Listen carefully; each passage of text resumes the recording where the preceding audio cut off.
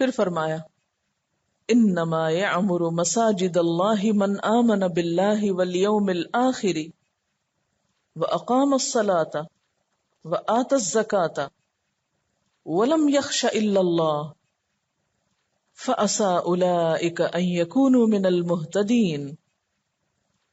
اللہ کی مسجدوں کے آباد کار، انما یعمر مساجد اللہ، اللہ کی مسجدوں کو تو آباد کرتے ہیں وہ لوگ جو اللہ کو مانے، روز آخر کو مانے، نماز قائم کریں، زکوٰۃ دیں اور اللہ کے سوا کسی سے نہ ڈریں. تو امید ہے کہ یہی لوگ سیدھے رستے پہ چلنے والے ہوں گے، یہی ہدایت یافتہ ہیں. یہاں پر لفظ مساجد اللہ استعمال ہوا ہے. اس سے مراد حرم پاک بھی ہے اور باقی مساجد بھی ہو سکتی ہیں. عربوں کے ہاں جمع بول کر بسا اوقات مفرد بھی مراد لیا جاتا ہے. پھر اسی طرح مساجد میں اللہ کی مسجد یعنی مسجد حرام کے علاوہ باقی بھی شامل ہو جاتی ہیں. تو اب عام حکم ہے سب کے لیے کہ اللہ کی مسجدوں کو وہ لوگ آباد کرتے ہیں جو اللہ پر ایمان رکھتے ہیں. اب شرط عائد کر دی گئی. ان شرائط میں صرف اللہ اور یوم آخرت پر ایمان ہی نہیں بلکہ نماز قائم کرنے اور زکوٰۃ ادا کرنے کی بھی شرط عائد کی گئی. اب پچھلی کئی آیات میں آپ دیکھ رہے ہیں کہ بار بار ایمان کے ساتھ عمل صالح کی تفصیل بھی تھوڑی سی بیان ہوتی. اسے دین کی بنیادوں میں سے قرار دیا جا رہا ہے. اور ایک اور چیز جو قلبی حالت سے متعلق ہے اور وہ کیا ہے؟ وَلَمْ يَخْشَ إِلَّا اللَّهِ، اللہ کے سوا کسی سے نہ ڈرتا.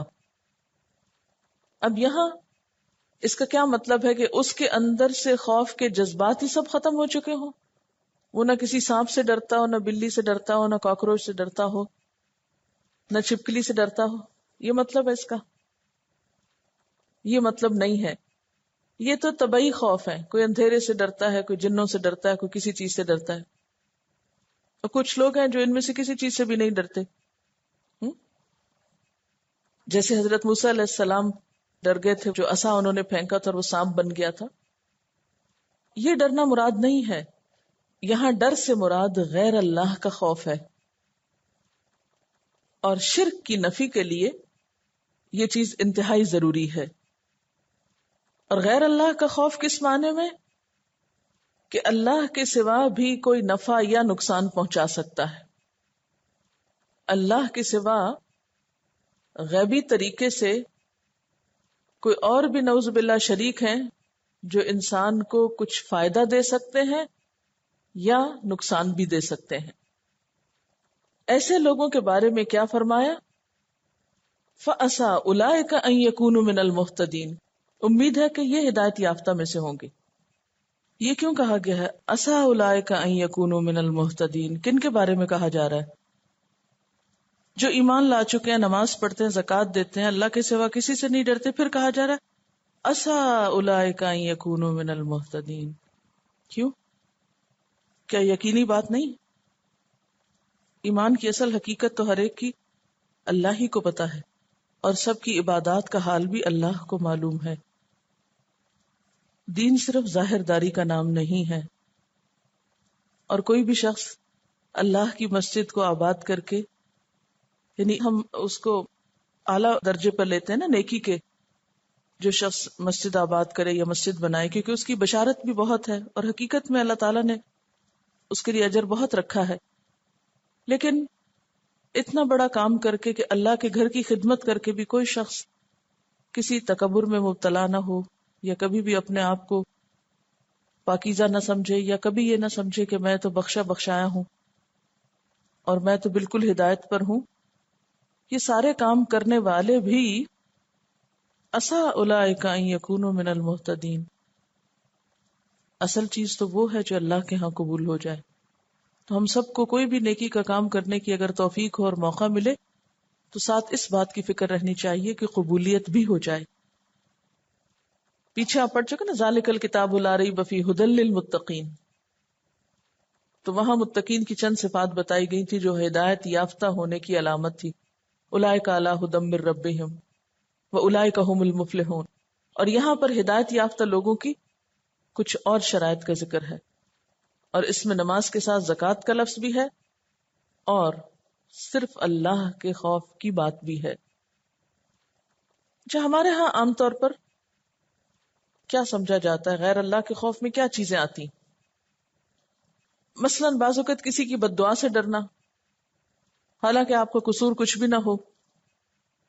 بعض اوقات حکومت کو یا اپنے سے بڑوں کو اپنی دنیاوی ترقی کا ذریعہ سمجھنا اور پھر انہی کی مرضی کے سب کام کرنا، خواہ اللہ تعالیٰ کی ناراضگی کیوں نہ ہو اس میں. یعنی ہر ایسی چیز کا ڈر جو انسان کو اللہ کی اطاعت سے روک دے، یہ مراد ہے اس سے.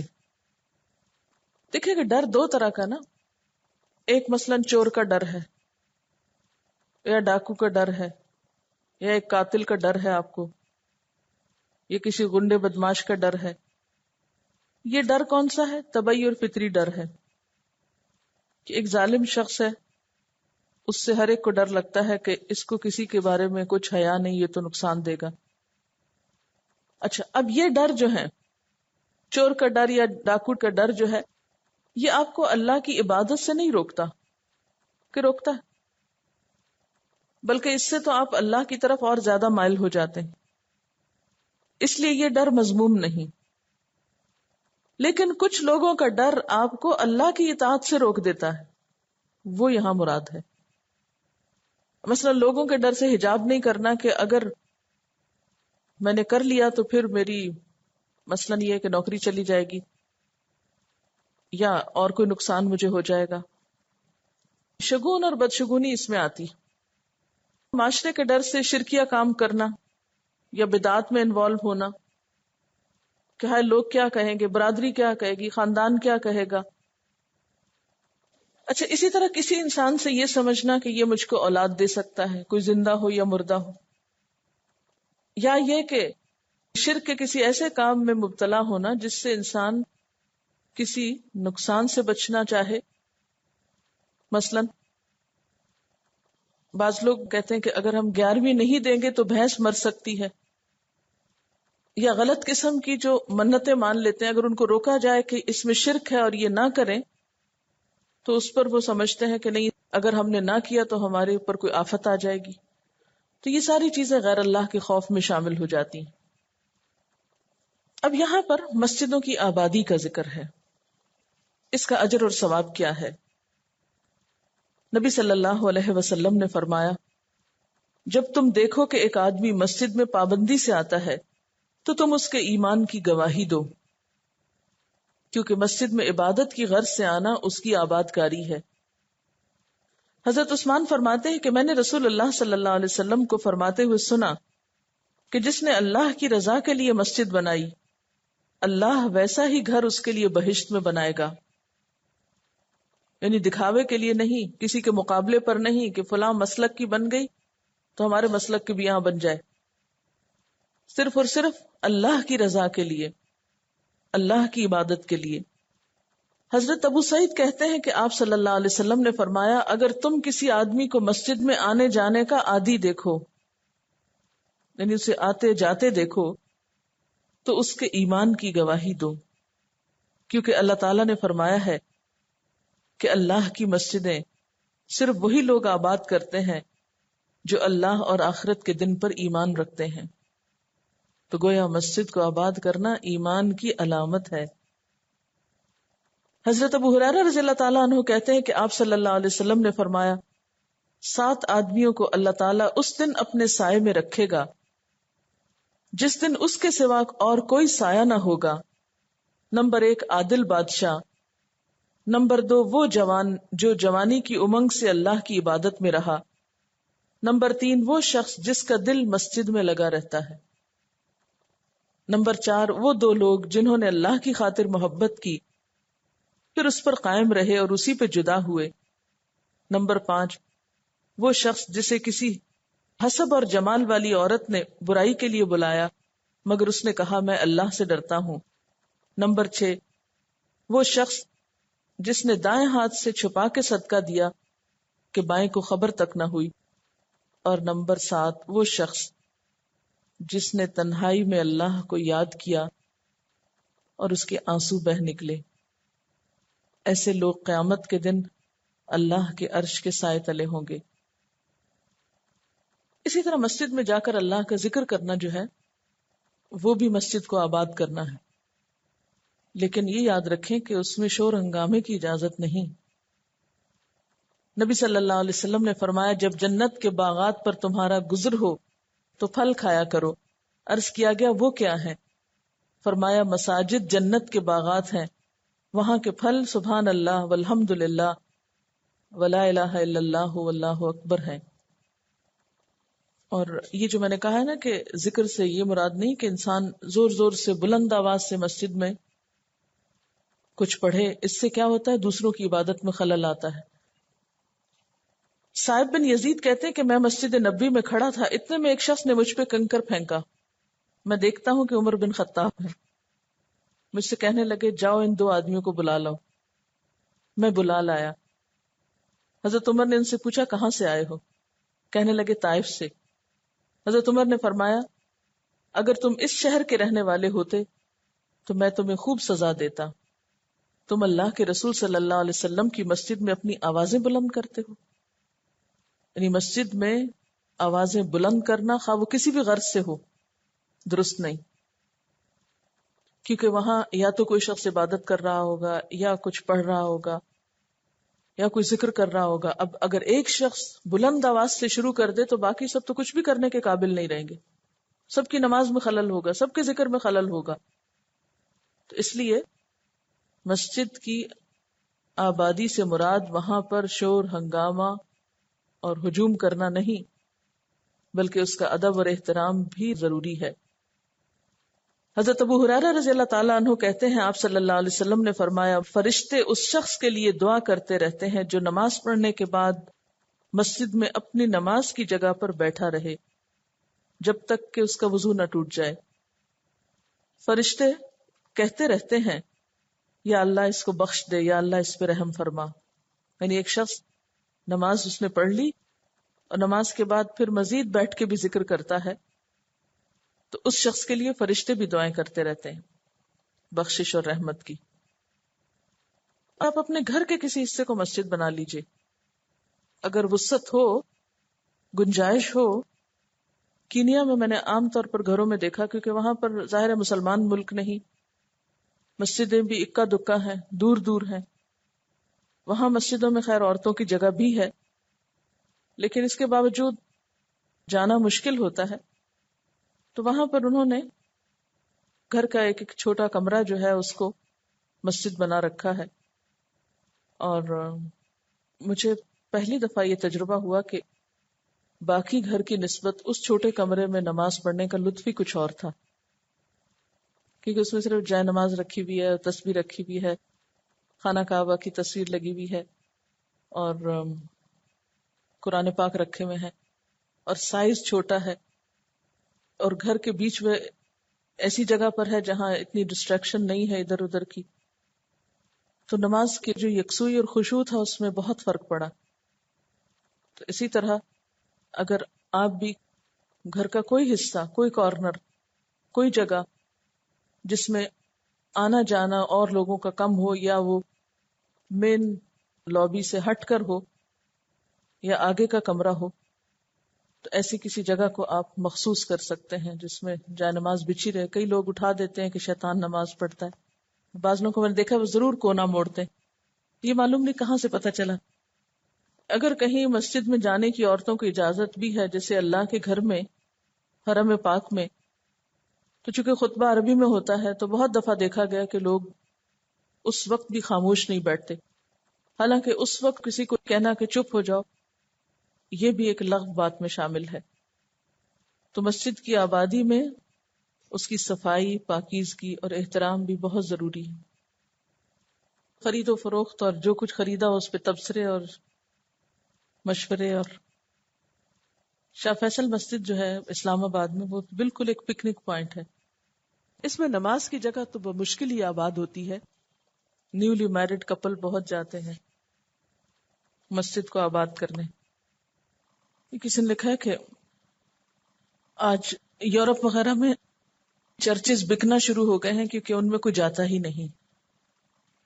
مجھے تو وہاں جو بڑی بڑی مسجدیں بنتی ہیں بعض اوقات ان کو بھی دیکھ کے خوف آتا ہے کہ اللہ کرے کہ یہ آباد رہیں، کیونکہ ایک طرف مسجدیں تو بنائی ہیں لیکن دوسری طرف ان کی آبادی کے لیے جو مسلمان یوتھ کو تعلیم دینے کا کام ہے اور ان کو احساس دلانے کا، وہ اس طرح نہیں ہو رہا.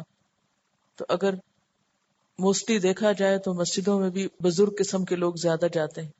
تو اگر یہ جنریشن چلی جاتی ہے تو کیا ہم نے کبھی سوچا کہ ہماری یوتھ ان مسجدوں میں جائے گی، ہمارے بچے ان مسجدوں میں جائیں گے، جن کو اگر آج ہم نہیں لے جاتے یا ان کو آج وہ راستہ نہیں دکھاتے تو کل اچانک تو ان کے اندر یہ عادت نہیں پڑ جائے گی کہ مسجد جائیں.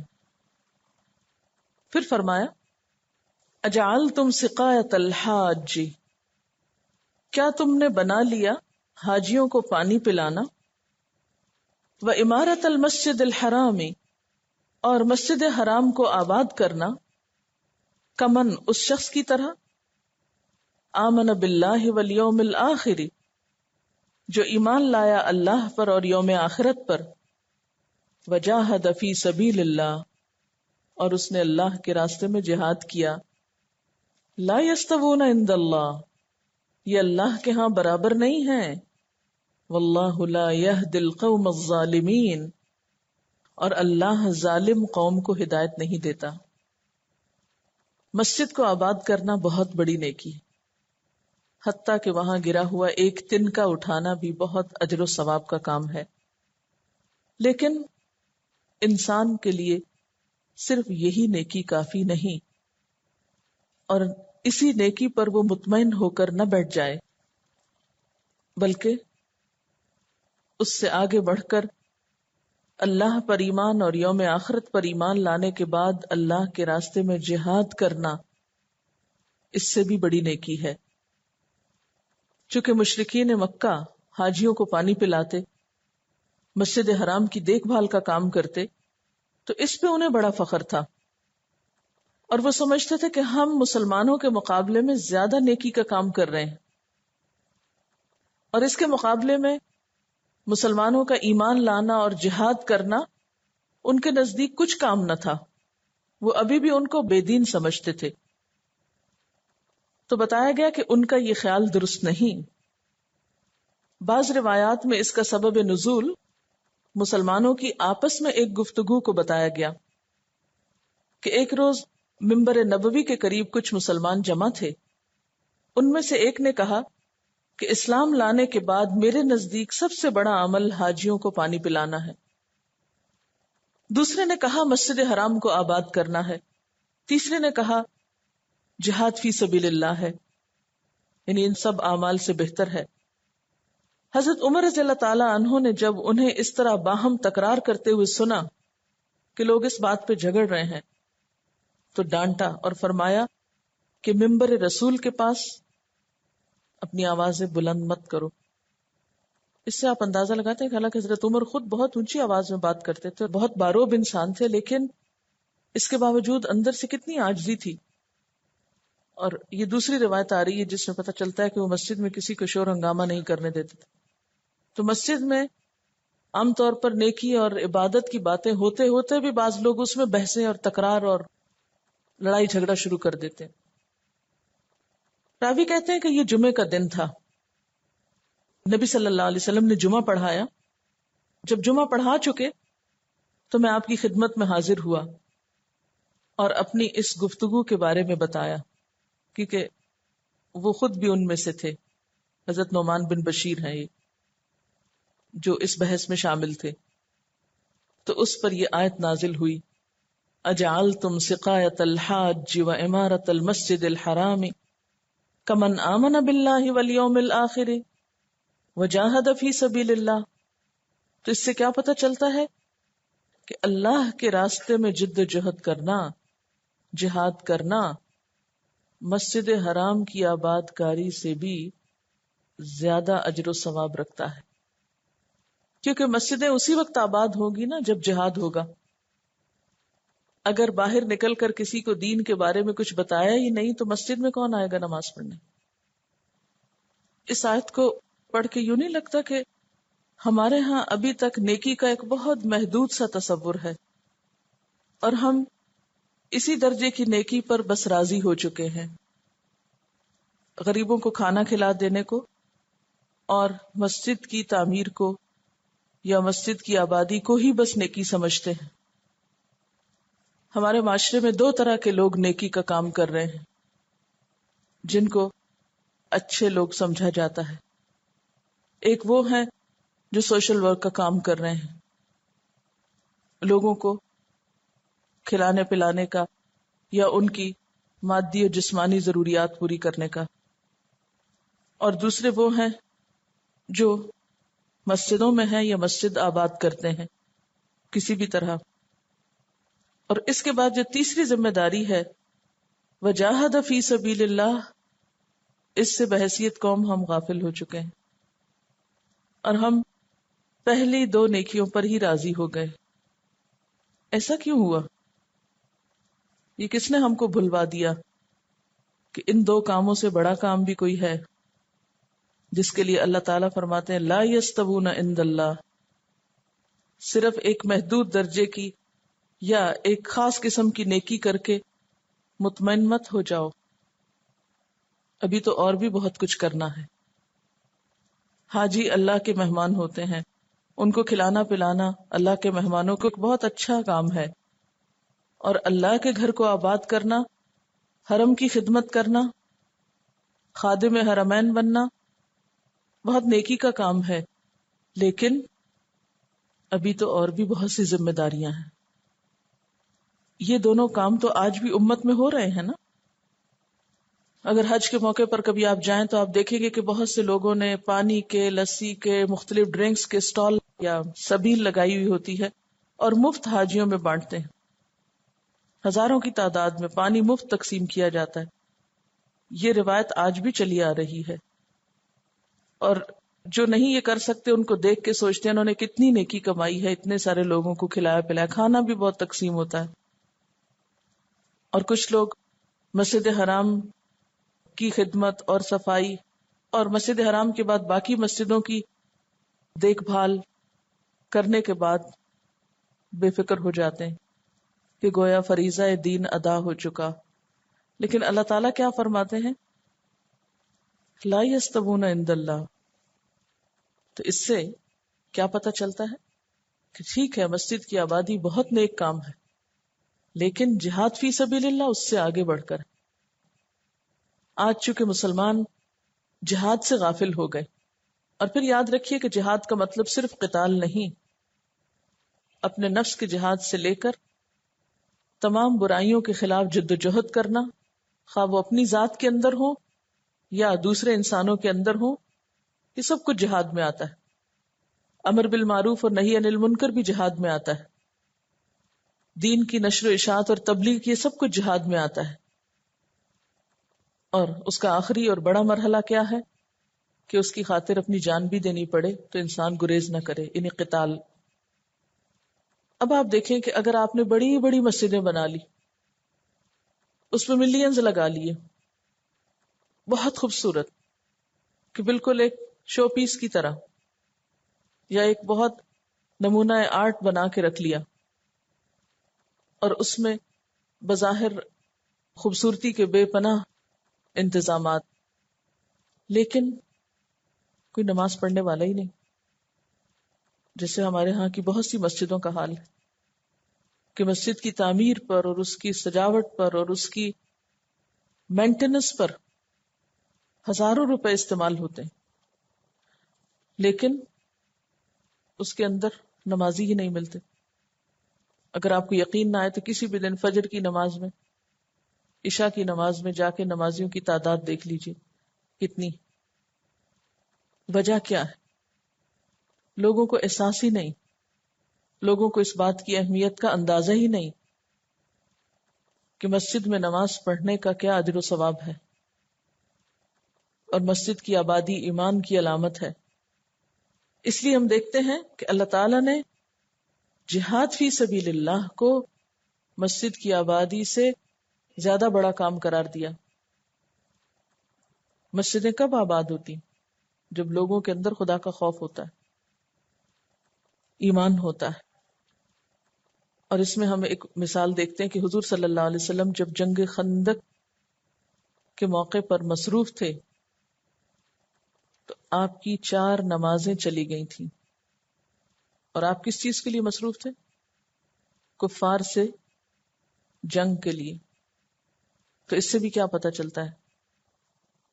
اگرچہ ہمیں یہ تعلیمات بھی ملتی ہیں کہ میدان جنگ میں بھی نماز معاف نہیں. اگر اس وقت حملہ نہیں ہو رہا یا براہ راست جنگ نہیں ہو رہی تو اس وقت نماز پڑھی جائے گی، چلتے چلتے بھی پڑھی جائے گی، جسے صلاۃ الخوف کہا گیا. قرآن پاک میں اس کے تفصیلی ذکر ملتا ہے، پیچھے آپ پڑھ چکے ہیں. لیکن ایک موقع ایسا آیا کہ نماز کی اتنی زیادہ اہمیت کے باوجود آپ صلی اللہ علیہ وسلم جب حالت جنگ میں تھے تو نماز پوسٹ پون کر دی گئی. یہ نہیں کہا کہ قضا کر دی گئی اور چھوڑ دی گئی، بلکہ پوسٹ پون کر دی گئی، بعد میں پڑھی گئی، کیونکہ اس وقت اس سے بڑا کام ہو رہا تھا. حالانکہ آپ دیکھتے ہیں کہ نماز کی اہمیت کم نہیں. نعوذ باللہ اس مثال سے کوئی یہ نہ سمجھے کہ جب جی چاہے نماز چھوڑ دو کہ ہم مصروف ہیں اور کام میں. وہ جنگ کا موقع تھا، دشمن سامنے کھڑا تھا، جان کو خطرہ تھا. تو ایسے مواقع پر تو یہ رخصت ہو سکتی ہے، لیکن عام چھوٹی چھوٹی باتوں پر نہیں. واللہ لا یہدی القوم الظالمین. لیکن یہ باتیں کس کو سمجھ نہیں آتی؟ ظالموں کو سمجھ نہیں آتی. اور ظالموں میں سب سے نمبر 1 کون ہوتے ہیں؟ شرک کرنے والے، اور پھر اس کے بعد کسی بھی طور پر اللہ کا حق نہ دینے والے.